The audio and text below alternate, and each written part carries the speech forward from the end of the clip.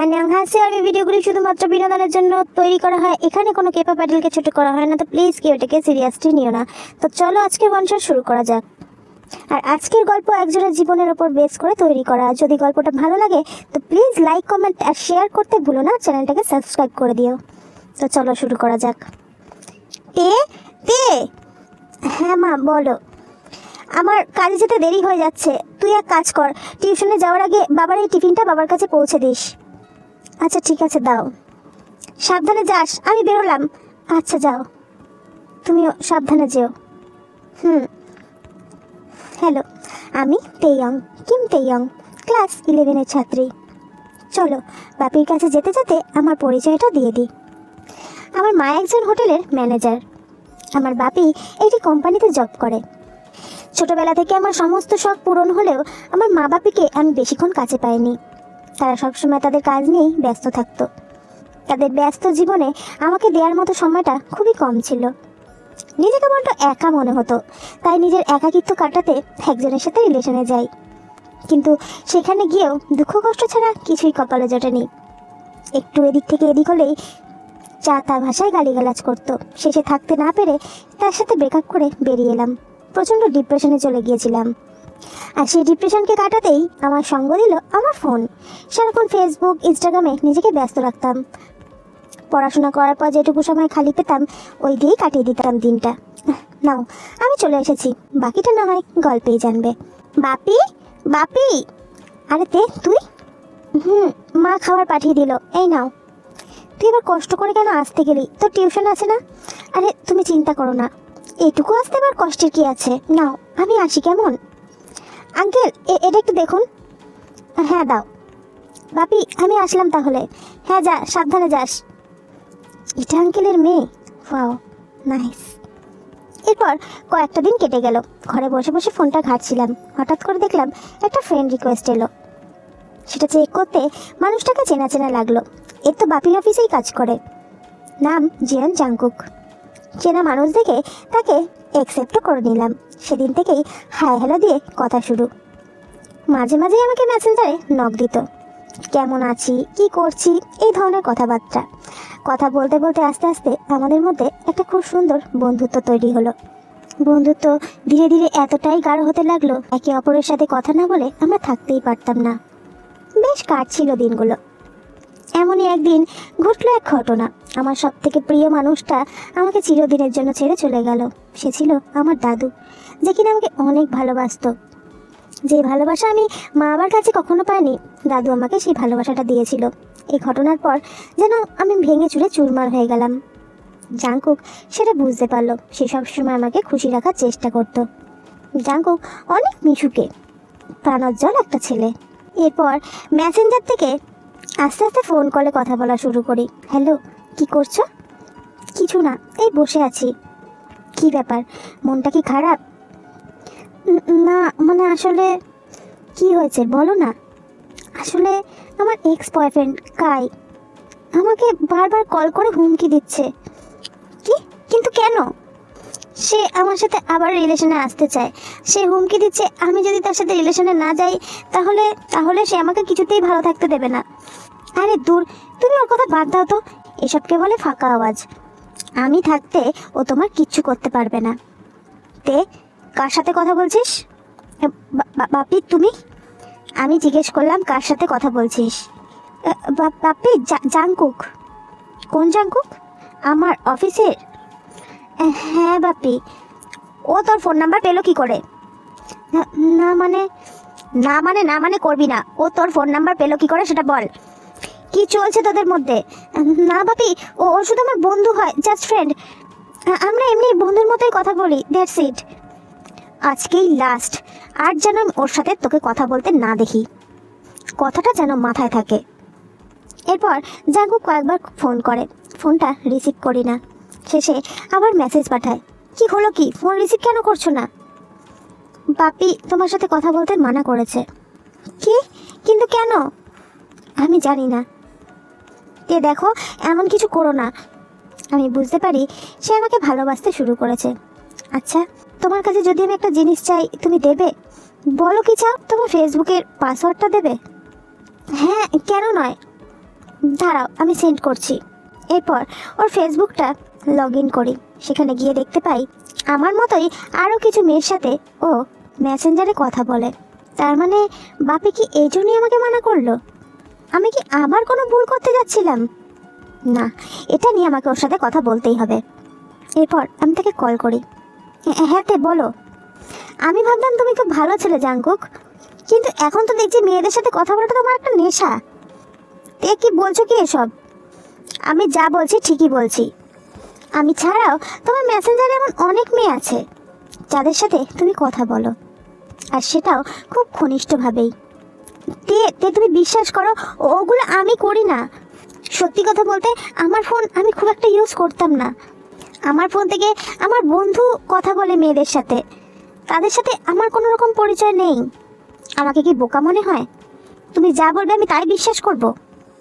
আমি তোমাকে বিশ্বাস করেছিলাম জাঙ্কুক, আমি ভুল করেছিলাম। আর কোনো দিন তুমি আমার সাথে কথা বলার চেষ্টা করবে না। সব ছেলেরা সমান, তুমিও ওই কাইয়ের মতোই। প্লিজ দে, এমন করো না প্লিজ। শোনো আমার কথাটা, দেখো আমি তোমার অনেক ভালোবাসি। তোমার সাথে কথা না বলে আমি থাকতে পারবো না তে। প্লিজ আমার সাথে কথা বলা বন্ধ করো না, আমি পাগল হয়ে যাব। আমি আর কিছু শুনলাম না, ফোনটা কেটে দিলাম। কিছুক্ষণ পর আমাকে আবার ও ভিডিও কল করে। দোনো করে রিসিভ করেই ফেলি। দেখি কেঁদে পুরো চোখ লাল করে ফেলেছে। তে প্লিজ প্লিজ আমার সাথে কথা বলাটা বন্ধ করো না। তুমি বিশ্বাস করছো না? আমি আমার বন্ধুকে ফোন করছি, তুমি তাকে জিজ্ঞেস করে নাও। আমার লাইফে সত্যি তুমি ছাড়া আর কেউ নেই। আমি আবার ফোনটা কেটে দিই। পরদিন তার বন্ধু আমাকে ফোন করে। হ্যালো, তুমি তেয়ং? হ্যাঁ বলছি, আপনি কে? আমি জাঙ্কুকের বন্ধু, তোমার সাথে একটু কথা আছে, প্লিজ মন দিয়ে শোনো। হ্যাঁ বলুন, তবে দয়া করে বানিয়ে বানিয়ে মিথ্যে কথা বলবেন না। দেখো তেয়ং, আমি মিথ্যে কথা বলছি না, আমি যা বলছি সত্যিই বলছি। এটাতে জাঙ্কুকের কোনো দোষ নেই, আমিও সেই ফ্রেন্ড যে ওর ফোন থেকে কথা বলতাম। আচ্ছা, আপনাদের কি আমাকে বোকা মনে হচ্ছে? আপনি ওর ফোন থেকে কেন অন্য মেয়েদের সাথে কথা বলবেন?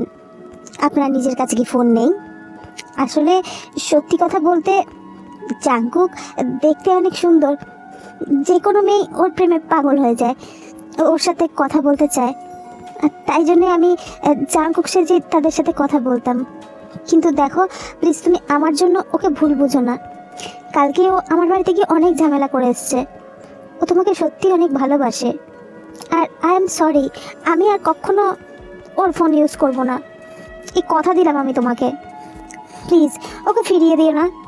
দেখো, ছেলেটার সত্যি কোনো ভালোবাসার মানুষের প্রয়োজন। ও তোমাকে সত্যি অনেক অনেক ভালোবাসে। আমি ওর চোখে তোমার জন্য ভালোবাসা দেখেছি, তোমাকে একে হারিয়ে ফেলার ভয় দেখেছি। আর রাগ করে থেকো না, কেমন? বলে তার বন্ধুটি ফোন কেটে দেয়। আর তারপর থেকেই আমাদের সম্পর্কে এক নতুন সূচনা হয়। দুজনের ফোনেই কথা হতো, সামনাসামনি দেখা করার খুব একটা সুযোগ আমাদের কারোরই হয়নি। হঠাৎ একদিন ফোনে কথাই বলছি, তখনই আমাকে বলল, একবার ছাদে এসো তো তোমাদের। আমাদের ছাদে মানে? এসো না। এই তুমি কি আমাদের ছাদে এসেছো নাকি? উফ, আসো তো তুমি আগে। তোমাকে অনেক দেখতে ইচ্ছা করছিল, তাই চলে এসেছি। আর এমনিতেও তোমাদের ফ্ল্যাটের ছাদে খুব একটা কেউ আসে না। তোমার মা বাবাও এখন বাড়িতে নেই, তাই কেউ দেখে ফেলার সম্ভাবনাও নেই। কিন্তু কিন্তু তবুও যদি কেউ দেখে ফেলে? তুমি এসো, চিন্তা করো না, আমি আছি তো। এরপর একটু ভয় বুকে নিয়েই উপরে গেলাম। সেই আমাদের প্রথম দেখা করা। এক আলাদা অনুভূতি কাজ করছিল আমাদের মধ্যে। সেদিন সেখানেও বেশিক্ষণ থাকেনি, মিনিট 10 মতো ছিল। প্রথম 5 মিনিট নীরবেই কেটে গিয়েছিল, কারোর মুখ থেকে যেন কোনো কথা বেরোচ্ছিল না। একে অপরকে দেখতেই ব্যস্ত ছিলাম। আর তারপর টুকটাক কথা বলে সে সেখান থেকে চলে যায়। আর যাওয়ার আগে আমার গালে ছোট্ট করে একটা চুমু দিয়ে যায়। সেই প্রথমবার সে আমাকে ছুঁয়েছিল। তার ছোঁয়াতেও যেন এক অদ্ভুত শিহরণ কাজ করছিল আমাদের মধ্যে। এভাবেই মাঝে মাঝে আমরা দেখা করতে থাকি। একদিন ছাদে বসে আছি, সে আমার হাতটা ধরে বলল, তে একটা কথা বলবো। বলো। তুমি আমাকে ছেড়ে কখনো চলে যাবে না তো? চলে কেন যাব? জানি না তে, খুব ভয় হয় আমি যদি তোমাকে হারিয়ে ফেলি। প্লিজ, যাই হয়ে যাক, কখনো ভুল বুঝে আমাকে ছেড়ে চলে যেও না, আমি তাহলে মরেই যাব। চিন্তা করো না জাঙ্কুক, আমি কখনো তোমায় ছেড়ে যাব না। যাই হয়ে যাক না কেন। তবুও জাঙ্কুকের মধ্যে একটা ভয় সবসময় কাজ করত। দিনটা ছিল 10ই জুলাই। হঠাৎ করেই ফোনটা বেজে উঠল। হ্যাঁ বলো। একটু ছাদে এসো না, তোমার জন্য একটা গিফট আছে। গিফট? কিসের গিফট? আর আজ তোমার বার্থডেও নয়। তুমি এত কথা কেন বলো, আসো না একটু। আচ্ছা আচ্ছা আসছি, রাগ করার কি আছে। এরপর আমি আস্তে আস্তে ছাদে যাই। ছাদে পৌঁছাতেই সে পেছন থেকে আমার চোখটা বন্ধ করে দেয়। আরে আরে কি করছোটা কি? হঠাৎ করেই অনুভব করলাম আমার স্মৃতিজোড়ায় যেন হাত বুলিয়ে দিল। তারপরেই চোখটা খুলে দিল। স্মৃতিতে হাত দিয়ে বুঝলাম আমার স্মৃতিজোড়া সিঁদুরে লাল হয়ে গেছে। আর তার দিকে তাকিয়ে দেখলাম সে মিটিমিটি হাসছে। আমি অবাক হয়ে তার দিকে তাকালাম। এটা তুমি কি করলে? আমার ভয় দূর করলাম। আর কোনো ভয় নেই। এখন থেকে তুমি শুধু আমার আর আমারই হয়ে থাকবে। আর কারোর ক্ষমতা নেই তোমাকে আমার থেকে আলাদা করবে। আমি আর কিছু বলতে পারছি না, মুখ থেকে যেন কোনো কথাই বেরোচ্ছে না। জাঙ্কুক, তুমি ভয় পাচ্ছ বলে তুমি আমাকে বিয়ে করে নেবে? আমি আমি বাড়িতে বলবো কি করে, এটা লুকাবো কি করে? সে আমি জানি না। আজকে রাতে আমি একটু নিশ্চিন্তে ঘুমাতে পারবো। তুমি জানো না তোমাকে নিয়ে কতটা ইনসিকিউর ফিল করি আমি। সব সময় মনে হয় আমার কাছ থেকে তোমাকে সবাই দূরে করে দেবে। বলে একটু হেসে আমার গালে একটা চুমু দিয়ে সে সেখান থেকে চলে যায়। নিমেষের মধ্যে কি থেকে কি হয়ে গেল কিছুই বুঝতে পারলাম না। যদিও এখনো বিয়ের বয়স আমার হয়নি, মাত্রই 17 পা দিয়েছি। বাড়ির লোক জানতে পারলে কি হবে কে জানে। এভাবে কিছুদিন কেটে গেল, এখনো কেউ কিছু টের পায়নি। একদিন সকালে ঘুম থেকে উঠে স্কুলে যাওয়ার জন্য রেডি হচ্ছি, তখনই মা ঘরে এলো। আর মায়ের চোখ পড়লো আমার শীতের দিকে। এই তোর মাথায় এটা লাল লাল কি রে? মা কোথায়? কই কিছু না তো। কি লুকাচ্ছিস তুই, এদিকে আয়। বলে মা এক প্রকার আমার হাত ধরে টান দিয়ে শীতেটা ফাঁকা করে দেখে অবাক হয়ে গেল। এটা তুই কি করেছিস? তোর মাথায় সিঁদুর কেন? তুই বিয়ে করেছিস? কার সাথে? সত্যি করে বল। আমি কিছু বলতে পারছি না, চুপ করে দাঁড়িয়ে আছি। মা আমাকে মারতে শুরু করে। কি হলো? চুপ করে দাঁড়িয়ে কেন আছিস? বল বল, কাকে বিয়ে করেছিস তুই? কাকে বিয়ে করে নিজের মুখ পুড়িয়েছিস? ছি ছি ছি ছি ছি, এতদিনে তোকে আমি এই শিক্ষা দিয়েছি? আমাদেরকে লুকিয়ে বিয়ে করে বসে আছিস? তাড়াতাড়ি বল, কাকে বিয়ে করেছিস তুই? জাঙ্কুককে। জাঙ্কুক মানে তোর বাপির ওখানে কাজ করে যে ছেলেটা? হ্যাঁ হ্যাঁ। আচ্ছা তোরই একদিন কি আমারই একদিন, দাঁড়া তোর বাপিকে আসতে দে। বলে মা বাপিকে ফোন করে।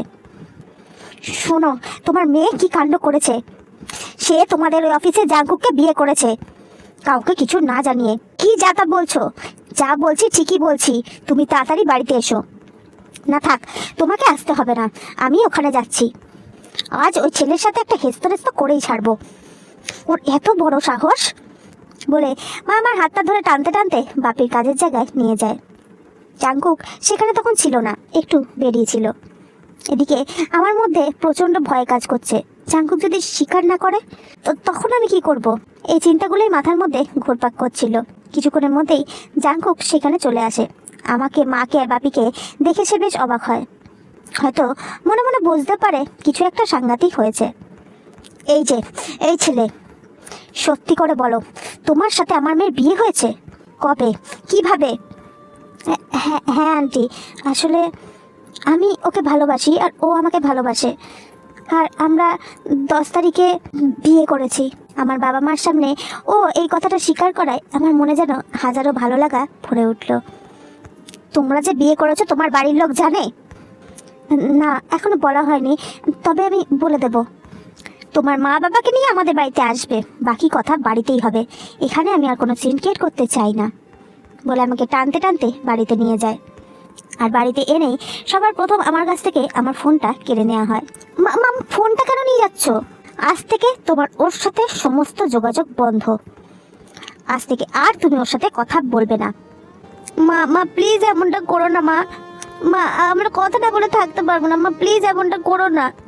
একদম চুপ। বলে মা ফোনটা নিয়ে সেখান থেকে বেরিয়ে যায়। জাঙ্কুক আমাকে ফোন করে পায় না। আমার মা বাবার কাছেও বারবার ফোন করতে থাকে, কিন্তু কেউ কলটা রিসিভও করে না। শেষ পর্যন্ত আমার ফোন থেকে জাঙ্কুকের নাম্বার ব্লক করে দেওয়া হয়। এভাবে একটা সপ্তাহ কেটে গেছে, তার সাথে কোনো দেখা বা যোগাযোগ, এমনকি কথাটাও নেই।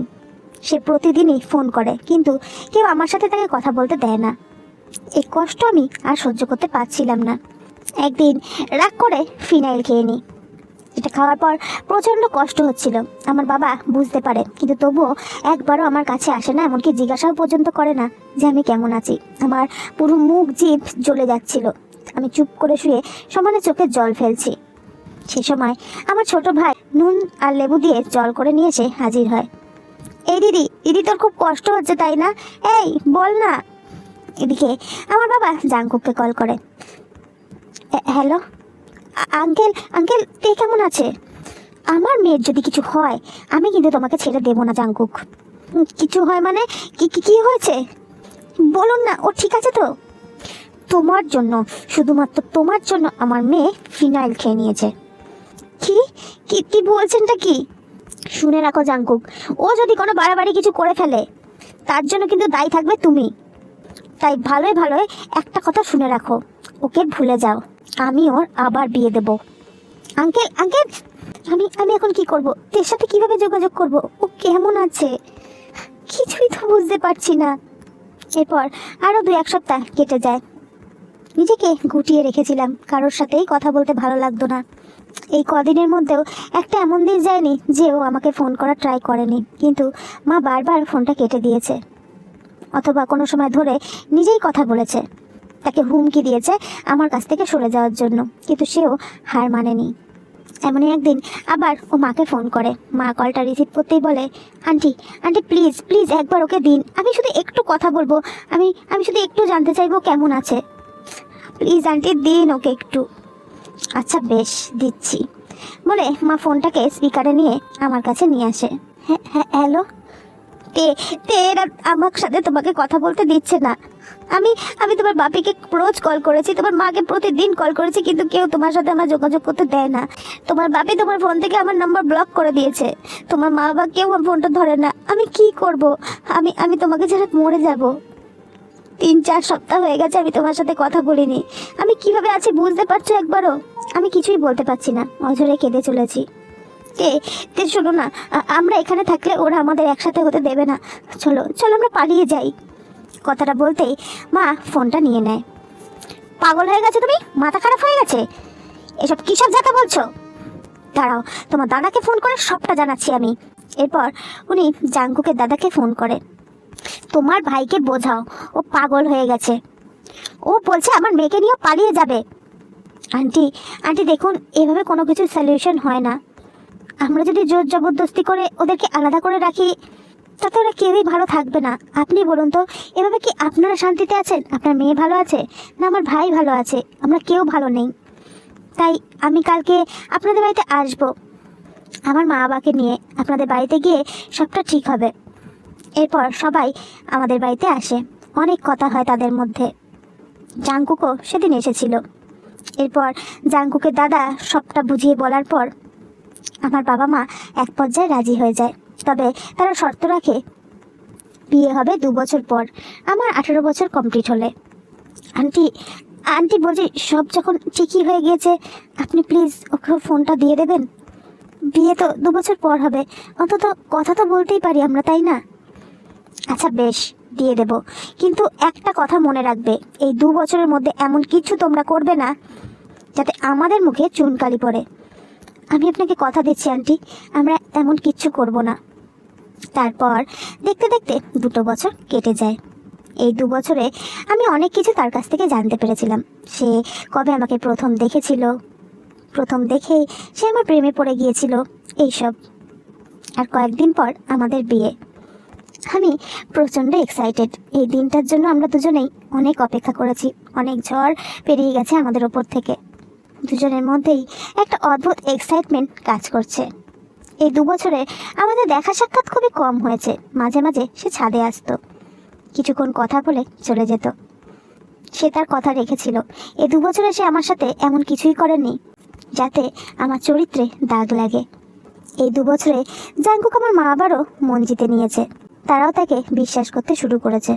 আর অবশেষে সমস্ত ঝড় ঝাপটা পেরিয়ে আমাদের বিয়েটাও সম্পূর্ণ হলো। আজ সকলের সামনে রাঙা লাল সিঁদুরে আমার স্মৃতি সে ভরিয়ে দিল। আজ আর মনে কোনো ভয় নেই, আছে এক আনন্দ। বিদায়ের সময় সে আমার মায়ের হাত ধরে তাকে কথা দিয়েছিল, চিন্তা করবেন না, আপনার মেয়ে কোনোদিন কোনো কষ্ট আমি পেতে দেব না। আমি সব সময় ওর পাশে থাকবো, ঠিক যেভাবে এতগুলো দিন ছিলাম। আজ আমাদের বৌভাত, আমাকে সুন্দর করে ফুলের সাজে সাজিয়ে তার ঘরে বসিয়ে দেওয়া হয়েছে। আমি তার অপেক্ষায় রয়েছি, বুকের মধ্যে এক অদ্ভুত ধুকপুকানি, পেটের মধ্যে যেন প্রজাপতিরা উড়ে বেড়াচ্ছে। আজ রাতটা নিয়ে আমাদের মধ্যে অনেক জল্পনা কল্পনা ছিল, সেগুলো আজ পূরণ হতে চলেছে অবশেষে। কিছুক্ষণ পর জাঙ্কুকের বন্ধুরা জাঙ্কুকে ঠেলে ঘরে ঢুকিয়ে দিয়ে বাইরে দিয়ে দরজাটা আটকে দিল। জাঙ্কুকও ভেতর থেকে দরজাটা আটকে ধীর পায়ে আমার দিকে এগিয়ে এলো। তার চোখে মুখে যেন নেশা লেগে রয়েছে। সে এসে আমার সামনে বসলো, ঘোর লাগা দৃষ্টিতে আমার দিকে তাকিয়ে আছে সে। আমি এক নজর তার দিকে তাকিয়ে চোখটা ঘুরিয়ে নিলাম। সে দু হাত দিয়ে আমার গালটাকে ধরলো আর নিজের দিকে ফিরিয়ে বলল, আজকেও মুখ ফিরিয়ে থাকবে তে? আজ তো মুখ ফিরিয়ে থাকার নয়, আজ তো বাঁধন ছাড়া হওয়ার দিন। এতদিন ধরে জমিয়ে রাখা ভালোবাসা উগড়ে দেওয়ার দিন। আজ আমাদের মধ্যে কোনো বাধা নেই, নিষেধ নেই। আজ দুজন দুজনকে পরিপূর্ণ করে পাওয়ার দিন। বলে সে দু হাত দিয়ে আমাকে টাইটলি হাগ করলো। আই লাভ ইউ, অনেক অনেক ভালোবাসি আমি তোমায়। তুমি জানো কত রাত স্বপ্নে আমি তোমার মাঝে হারিয়ে গিয়েছি, আর আজ বাস্তবে তোমার মধ্যে হারাতে চাই। বলে সে ঘাড়ে আলতো করে একটা চুমু দেয়। তার ছোঁয়ায় আমি শিরশিরিয়ে উঠি। এইটুকুতেই যেন আমার নিঃশ্বাস ভারী হয়ে এসেছে। সে একটু আমার থেকে সরে আসে, আমার বুকের ওঠানামা লক্ষ্য করে। তার চোখে যেন নেশা লেগে যায়। সে আর এক মুহূর্ত দেরি না করে আমার ঠোঁটে ঠোঁট মিলিয়ে দেয় আর দু হাত দিয়ে আমার হাত দুটোকে চেপে ধরে। আর তারপর তার ঠোঁট বিচরণ করতে থাকে আমার সারা শরীর জুড়ে। আর আস্তে আস্তে আমাদের ভালোবাসা হতে থাকে বাঁধন ছাড়া। So guys, that's for today. যদি ভিডিওটা ভালো লাগে লাইক করো, কমেন্ট করো, শেয়ার করো আর চ্যানেলটা সাবস্ক্রাইব করো। আনিয়ন।